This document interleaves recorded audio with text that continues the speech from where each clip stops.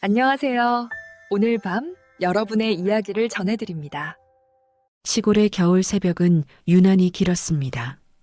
바람은 처마 밑을 스치며 낮게 울었고 낡은 창문 사이로 찬 기운이 스며들었어요. 김정수는 부엌 한켠에서 조심스레 냄비를 올렸습니다.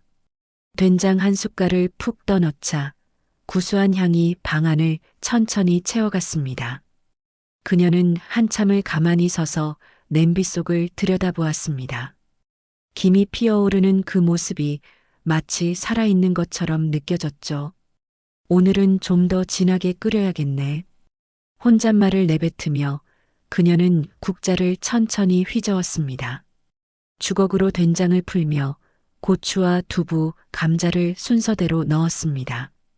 하얀 두부 조각이 끓는 물 속에서 이리저리 흔들릴 때 그녀의 눈가가 잠시 젖어들었습니다.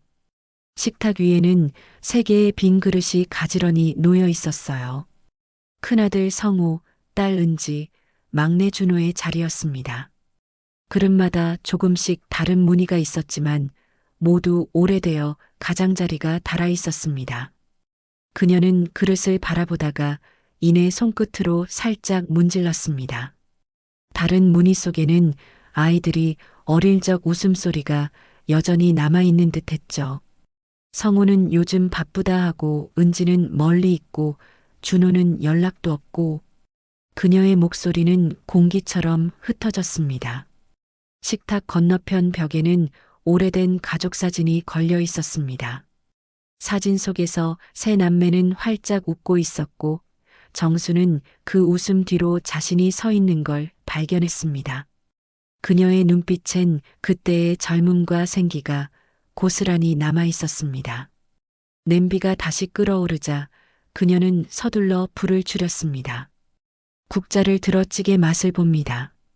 짭조름한 된장의 깊은 맛이 입안 가득 퍼졌습니다. 그녀는 조용히 고개를 끄덕였어요. 이 맛이지. 그래, 이게 우리 집 맛이었지. 식탁에 찌개를 올려놓은 뒤 정수는 의자에 앉았습니다. 밖에서는 까마귀 울음소리가 들려왔습니다. 그녀는 두 손을 모아 잠시 허공을 바라봤습니다. 그 시선은 어디에도 닿지 않았지만 마음속에는 여전히 아이들이 함께 웃던 부엌이 그려졌습니다. 텔레비전에서는 효자상 수상자 인터뷰가 흘러나왔습니다. 정수는 시선을 돌려 화면을 바라보았습니다. 효자라니 참 대단하네. 그녀는 말없이 웃었습니다. 그 웃음에는 부드러움보다 더 깊은 허전함이 섞여 있었어요. 조용한 부엌에 시계 초침 소리만 들려왔습니다. 식탁 위 찌개는 서서히 식어가고 김은 점점 옅어졌습니다. 그녀는 주머니에서 낡은 휴대폰을 꺼냈습니다. 화면에 스팸 의심이라는 글자가 떠 있었죠. 그녀는 이내 미소를 지으며 휴대폰을 내려놓았습니다. 그래, 괜찮아. 그래도 오늘은 따뜻하네. 그녀의 목소리는 부엌 한켠을 가볍게 스쳤습니다. 그렇게 김정순의 하루는 다시 아무도 없는 식탁 앞에서 시작되었습니다. 서울의 아침은 회색빛이었습니다.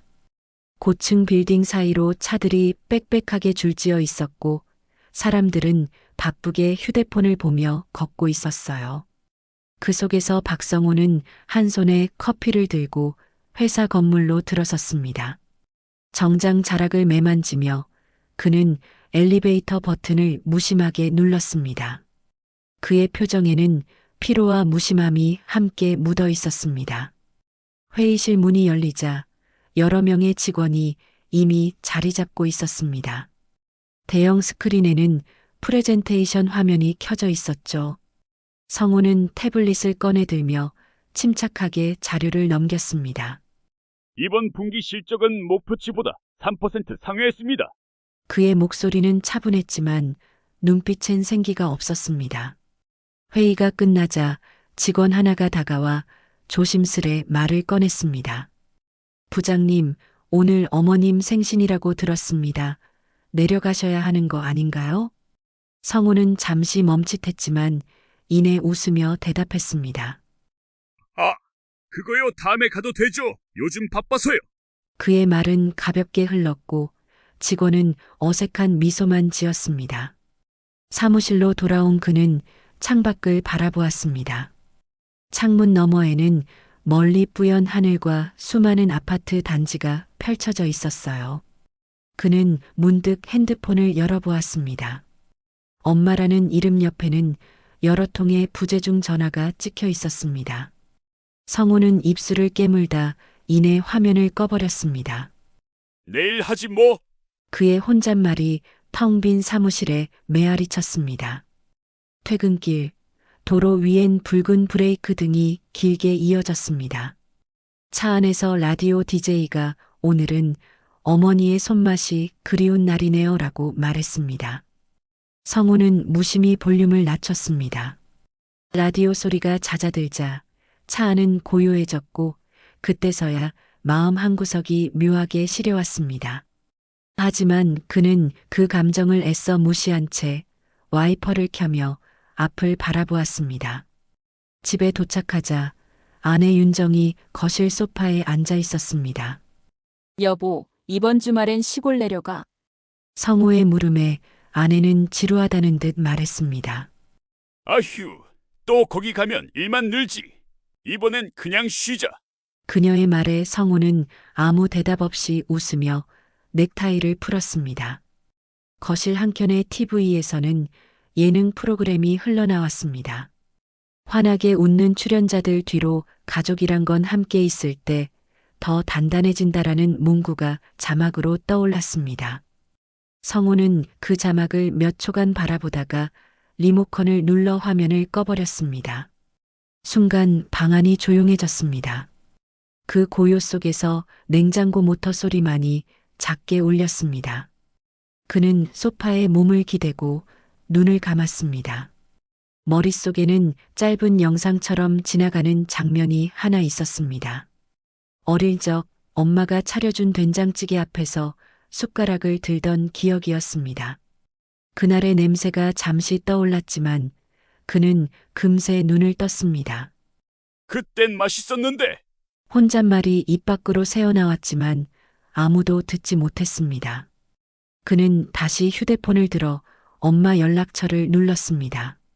하지만 몇 초간 화면만 바라보다 이내 손가락을 멈췄습니다. 내일 하지 뭐. 그 말은 아까와 똑같았지만 이번엔 어쩐지 조금 더 공허했습니다. 그의 손끝에서 화면이 꺼졌고 방 안의 불빛이 천천히 어두워졌습니다. 밖에서는 겨울비가 내리고 있었습니다. 창문을 타고 흐르는 빗방울이 도시의 불빛을 일그러뜨렸습니다. 그는 그 불빛을 멍하니 바라보다가 와인잔을 집어들었습니다. 잔 속 붉은 액체가 흔들리며 그의 얼굴을 비쳤습니다. 그 얼굴에는 성공한 남자의 여유보다 잠시 길을 잃은 아들의 외로움이 묻어 있었습니다. 눈이 내리는 밴쿠버의 아침, 하얀 세상이 창밖에 펼쳐졌습니다. 도로 위에는 하얀 눈이 포근히 쌓였고 사람들은 목도리를 두른 채 빠르게 걸었어요. 그 속에서 박은지는 유모차를 천천히 밀며 공원을 산책하고 있었습니다. 손끝이 시려워 장갑을 꼭 쥐었지만 마음 한켠은 더 차가웠습니다. 그녀의 눈빛은 어딘가 멀리 한국 쪽을 향하고 있었죠. 유모차 안에 아이가 옹알이를 하자 은지는 억지로 미소를 지었습니다. 그래, 우리 루카 추워. 아이는 아무 말 없이 입술을 오므렸고 숨결이 하얗게 피어올랐습니다. 그 작은 숨결을 바라보며 은지는 잠시 멍하니 섰습니다. 눈발이 머리카락에 내려앉았지만 닦을 생각조차 하지 않았어요. 옆에서 남편 스티브가 말을 건넸습니다. 여보, 엄마한테 전화는 해봤어? 지난주에도 못했잖아. 그녀는 시선을 돌리지 않은 채 대답했습니다. 응, 아직 타이밍이 좀 애매해서. 그 말에는 변명보다 미안함이 더 짙게 묻어 있었습니다. 카페에 들어오자 따뜻한 공기가 그녀의 얼굴을 감쌌습니다. 벽난로 앞 테이블에 앉자 커피 향이 코끝을 스쳤습니다. 그때 핸드폰 화면이 반짝이며 떴습니다. 엄마 그 두 글자가 선명하게 떠 있었어요. 심장이 순간 멈춘 듯 했고 손가락이 떨렸습니다. 은지는 화면을 바라보며 망설였습니다. 전화를 받을까 말까 그 짧은 순간이 끝없이 길게 느껴졌습니다. 지금 받으면 뭐라고 하지? 그녀는 속삭이듯 중얼거렸습니다. 결국 손가락은 화면을 미끄러졌고 전화는 끊겨버렸습니다. 남편이 묻지도 않았는데 그녀는 창밖을 바라봤습니다. 눈발이 다시 굵어지고 아이가 잠든 채로 고요히 숨을 쉬고 있었습니다. 그녀의 머릿속엔 마지막으로 엄마와 싸웠던 그날이 떠올랐습니다. 은지야, 내가 아무리 멀리 가도 나는 내 엄만데. 그때의 말이 귓가에 선명하게 울렸습니다. 그날 그녀는 말했습니다. 이젠 간섭하지 마. 엄마 내 인생이잖아. 그 한마디로 모든 대화가 끊어졌습니다. 이민 준비를 하며 연락 한 통 못한 채 그렇게 3년이 흘렀습니다. 그리고 지금 엄마의 번호를 다시 본 순간 마음속 무언가가 무너졌습니다. 은지는 핸드백에서 작은 메모장을 꺼냈습니다. 펜을 들고 조심스레 한 줄을 썼습니다. 엄마 잘 지내요? 루카가 많이 컸어요. 그 문장 다음엔 어떤 글자도 이어지지 않았습니다. 눈물이 종이 위로 떨어져 잉크를 번지게 했습니다. 그녀는 메모를 접어 가방 속 깊숙이 넣었습니다. 창밖에 눈은 여전히 내리고 있었어요. 커피잔의 김이 천천히 사라질 때쯤 그녀는 조용히 속삭였습니다. 엄마, 나 아직도 된장찌개 냄새 기억나요. 그 말은 작은 숨결처럼 허공에 흩어졌고 다시는 돌아오지 못했습니다.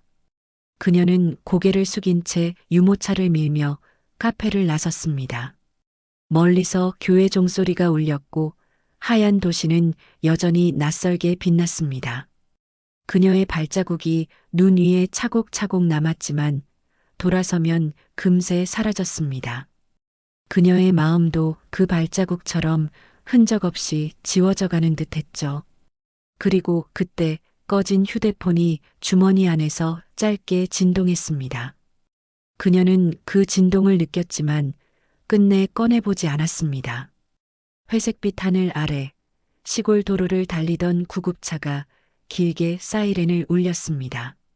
좁은 골목길을 돌아 작은 병원 앞에 멈춰 섰을 때 문이 급히 열렸습니다. 스트레처 위에는 김정순이 실려 있었습니다. 그녀의 얼굴은 창백했고 손끝은 하얗게 굳어 있었어요. 혈압이 떨어집니다. 라는 구급대원의 외침이 공기를 갈랐습니다. 병원 복도에는 발자국 소리만 메아리 쳤습니다. 박준호는 헐레벌떡 뛰어들어왔습니다. 머리는 헝클어져 있었고 낡은 패딩 안쪽으로 숨이 차오르는 소리가 거칠게 들렸습니다. 엄마, 그의 목소리가 복도 끝까지 울렸지만 대답은 돌아오지 않았습니다. 의사가 급히 달려와 차분하게 말했습니다. 심장이 약해졌습니다. 당분간은 안정이 필요해요. 준호는 그 말을 듣고 멍하니 섰습니다. 눈앞이 아득하게 흐려졌고 그제야 손이 떨리기 시작했습니다. 그는 의자에 앉아 손바닥으로 얼굴을 감싸쥐었습니다. 차가운 손바닥 속에서 심장이 천천히 뛰는 게 느껴졌습니다. 잠시 후 병실로 들어가자 어머니는 산소 마스크를 쓴 채 누워 있었습니다. 창문 밖엔 하얀 눈이 내리고 있었고 병실 안은 묘하게 따뜻했어요. 준호는 천천히 다가가 어머니의 손을 잡았습니다. 그 손은 차갑지만 단단했습니다. 굳은 살이 가득한 손바닥에는 세월의 무게가 고스란히 배어 있었습니다. 그는 입술을 달싹였지만 아무 말도 나오지 않았습니다. 어머니의 얼굴에는 고요한 미소가 어렴풋이 남아 있었습니다. 눈가의 잔주름이 하나하나 다 기억처럼 느껴졌습니다. 그는 고개를 숙이고 조용히 중얼거렸습니다. 엄마, 나 여기 있어요. 나 안 갈게요. 그 말이 공기 속에서 천천히 흩어졌습니다. 간호사가 들어와 주사기를 교체했습니다. 모니터의 초록 불빛이 반짝이며 고른 리듬을 그렸습니다. 준호는 자리에서 일어나 의사에게 다가갔습니다. 형이랑 누나한테 연락해야죠. 엄마 상태가. 말끝이 떨렸습니다. 의사는 고개를 끄덕이며 서두르세요라고 짧게 답했습니다. 준호는 병실을 나와 휴대폰을 꺼냈습니다. 손가락이 떨려 번호를 누르는 것도 버거웠습니다. 큰형에게 전화를 걸었지만 연결음만 길게 울렸습니다. 받아라, 형. 그러나 끝내 아무 대답도 들리지 않았습니다. 두 번째로 누나에게 전화를 걸었습니다. 국제전화 연결음이 길게 이어졌습니다. 그는 초조하게 복도를 오갔습니다. 누나 엄마가. 말을 다 하지도 못했는데 연결이 끊겼습니다. 휴대폰 화면에 통화 실패라는 문구가 뜨자 그의 어깨가 툭 하고 떨어졌습니다. 그는 병원 창가에 기대어 눈을 감았습니다. 바깥에서는 여전히 눈이 내렸고 가로등 불빛이 하얀 입자들을 비추고 있었습니다. 유리창 너머로 병실 안의 어머니가 보였습니다. 그녀는 여전히 잠들어 있었지만 숨결은 아주 천천히 오르내렸습니다. 준호는 그 모습을 바라보다가 두 손으로 얼굴을 감쌌습니다. 엄마, 제발 버텨요. 그의 목소리가 낮게 떨렸습니다. 눈물이 손끝을 타고 흘러내렸지만 그는 닿지 않았습니다. 그 순간 모니터의 불빛이 잠시 깜빡였습니다. 의사가 다가와 조용히 말했습니다. 지금은 위급하진 않지만 가족이 곁에 있어야 합니다. 그 말이 준호의 가슴 깊숙이 박혔습니다. 그는 고개를 숙인 채 복도 끝을 바라봤습니다. 거기엔 아무도 없었지만 마음속에는 누군가를 기다리는 그림자가 자리 잡고 있었습니다. 준호는 휴대폰을 다시 들고 전화를 걸었습니다. 이번엔 눈물이 목소리보다 먼저 흘러내렸습니다. 형, 누나 제발 이번엔 꼭 내려와요. 그 말은 병원 복도를 따라 길게 퍼져나갔습니다. 겨울비가 내리던 아침, 병원 복도를 따라 구두 소리가 천천히 울렸습니다. 먼저 도착한 사람은 성호였습니다. 정장을 입고 무거운 얼굴로 병실 문 앞에 서 있었습니다. 그가 문을 열자 안에서는 준호가 의자에 앉아 있었습니다. 준호는 창백한 얼굴로 고개를 들며 형을 보았습니다. 형, 짧은 부름의 성우는 대답 대신 고개만 끄덕였어요. 침대 위 어머니의 얼굴은 평온했지만 숨결은 약했습니다. 산소 마스크 위로 희미한 김이 맺혔습니다. 성우는 천천히 다가가 손을 잡았지만 이내 놓았습니다. 손끝의 차가움이 마음을 아리게 했습니다. 그는 괜히 단정한 와이셔츠 소매를 만지며 중얼거렸습니다. 생각보다 많이 약해지셨네. 그때 병실 문이 다시 열렸습니다. 눈가가 붉은 여자가 들어왔습니다. 오랜 비행 끝에 도착한 은지였습니다. 엄마, 그 한마디가 공기를 울렸습니다. 준호는 눈시울을 붉히며 고개를 숙였고 성호는 시선을 피했습니다. 세 남매는 한 공간에 있었지만 마음의 거리는 여전히 멀었습니다. 간호사가 들어와 차트를 확인하더니 조용히 말했습니다. 환자분, 의식이 돌아오셨어요. 순간 세 사람 모두 고개를 들었습니다. 정순의 눈이 천천히 떠졌습니다. 피곤한 눈동자 속에서 자식들의 얼굴을 하나씩 바라보며 미소를 지었습니다. 우리 다 모였네. 그 목소리는 낮고 떨렸지만 분명했습니다. 준호는 손을 꼭 잡으며 울먹였습니다. 엄마 나왔어요. 성우는 숨을 고르며 가까이 다가왔고 은지는 눈물을 닦았습니다. 정수는 천천히 숨을 들이마시더니 말했습니다. 우리 밥 한번 같이 먹자. 다 같이. 그 말에 병실 안의 공기가 잠시 멈춘 듯 고요해졌습니다. 세 남매는 아무 말 없이 서로를 바라보았습니다. 눈빛이 오랜 벽을 허물듯 흔들렸습니다. 그 순간 모니터의 초록 불빛이 고르게 깜빡이며 조용히 울렸습니다. 이튿날 아침 준호는 낡은 운동화를 신고 병원 근처 시장으로 향했습니다. 겨울 끝에 바람이 얼굴을 스쳤지만 그는 개의치 않았습니다. 비닐 천막 아래에서 된장, 두부, 애호박, 파를 하나씩 담았습니다. 이건 꼭 엄마가 좋아하시던 거예요. 그 말이 상인에게 닿자 목소리가 조금 떨렸습니다. 병실 옆간이 부엌에는 오래된 버너 하나와 작은 냄비뿐이었습니다.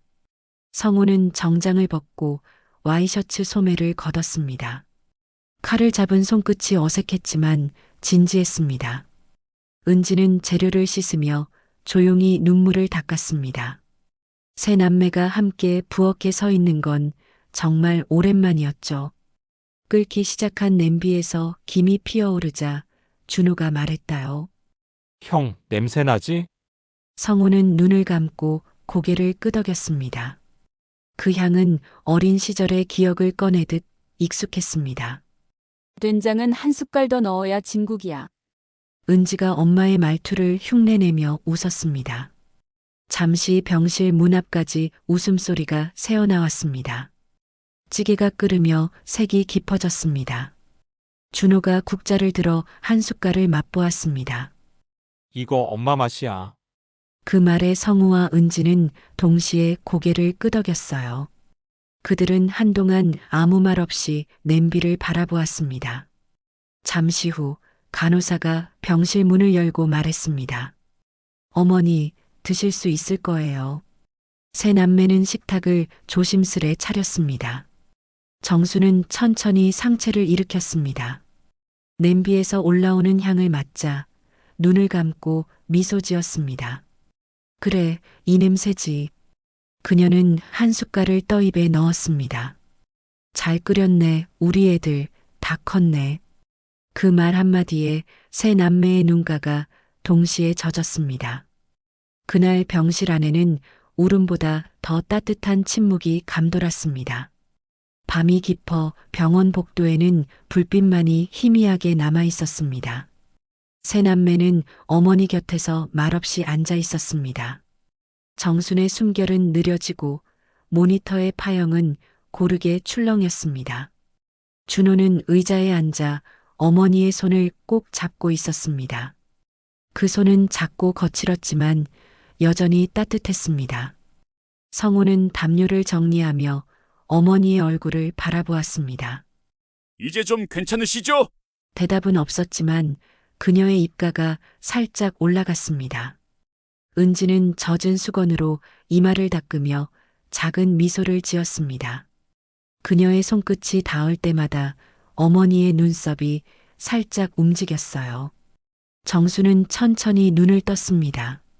세 남매의 얼굴이 빛처럼 번져 들어왔습니다. 우리 행복했지? 그녀의 목소리는 바람보다 가늘었습니다. 성우는 말없이 고개를 끄덕이며 눈을 감았습니다. 준호는 울음 대신 그녀의 손을 더욱 세게 쥐었습니다. 밥은 꼭 같이 먹자. 정수는 마지막 힘을 다해 말을 이었습니다. 혼자 먹으면 맛이 없어. 그 말에 은지가 울음을 삼켰습니다. 성우는 손등에 이마를 대며 흐느꼈습니다. 정순의 숨결이 점점 짧아졌습니다. 눈가에 작은 미소가 남은 채 그녀의 손이 천천히 힘을 잃었습니다. 모니터의 불빛이 일직선으로 변했습니다. 순간 병실 안의 시간이 멈춘 듯 고요했습니다. 준호는 어머니의 손을 품에 꼭 안았습니다. 손 안에는 낡은 국자가 쥐어져 있었습니다. 국자 손잡이에는 작고 희미한 글씨가 새겨져 있었어요. 사랑한다, 내 새끼들아. 그 문장을 본 순간 세 남매는 동시에 울음을 터뜨렸습니다. 창밖에 눈송이가 유리창을 스쳤고 병실 안의 불빛이 따뜻하게 흔들렸습니다. 그날 밤 눈은 끝없이 내렸습니다. 마치 어머니의 손길처럼 조용히 그들을 감싸주었습니다. 몇 달 후 시골집 마당에는 봄꽃이 피어 있었습니다. 매화향이 부엌 창문을 타고 들어왔고 따뜻한 햇살이 마룻바닥을 감쌌습니다. 오랜만에 모인 세 남매는 조용히 문을 열었습니다. 부엌은 그대로였고 어머니의 앞치마가 벽에 걸려 있었습니다. 그 옆에는 누렇게 바랜 메모 한 장이 붙어 있었어요. 된장은 항아리 아래에 있어 같이 끓여. 은지는 손끝으로 글씨를 쓰다듬으며 미소 지었습니다. 준호는 마당으로 나가 항아리 뚜껑을 열었습니다. 구수한 향이 바람을 타고 퍼졌습니다. 그 향이 순간 모두의 마음을 감쌌습니다. 성우는 냄비를 꺼내 불을 올렸습니다. 불꽃이 타오르며 칙하는 소리를 냈습니다. 은지는 재료를 정리하며 고개를 숙였습니다. 이젠 우리가 끓이는 거네. 준호가 중얼거리자 은지는 부드럽게 대답했습니다. 그래도 냄새는 엄마 같아. 끓기 시작한 냄비 위로 김이 피어올랐습니다. 세 남매는 잠시 아무 말 없이 냄비 속을 바라보았습니다. 그 향은 여전히 따뜻했고 세월도 닿지 못한 기억 같았습니다. 성우가 낮은 목소리로 말했습니다. 엄마가 있으면 좋았을 텐데. 은지는 그의 어깨에 손을 얹었습니다. 엄마는 여기 있잖아요. 우리랑 같이. 잠시 후 식탁 위에는 4개의 그릇이 놓였습니다. 세 남매는 나란히 앉았습니다. 마지막 그릇 앞에는 젓가락 한 쌍이 가지런히 놓였습니다. 엄마 같이 먹어요. 준호의 목소리가 떨렸습니다. 그들은 숟가락을 들며 미소를 지었습니다. 눈물이 고였지만 이번엔 따뜻했습니다. 창문 너머로 바람이 불어 커튼이 흔들렸고 햇살이 찌개 위로 내려앉았습니다.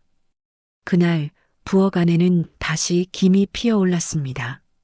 엄마의 찌개 냄새가 집 안가득 번졌습니다. 세 남매는 그 향 속에서 서로의 웃음을 되찾았습니다. 그리고 마음속에서 조용히 들려왔습니다. 그래, 잘 끓였네, 우리 애들, 다 컸네. 오늘의 이야기가 마음에 닿았다면 구독해주세요. 감사합니다.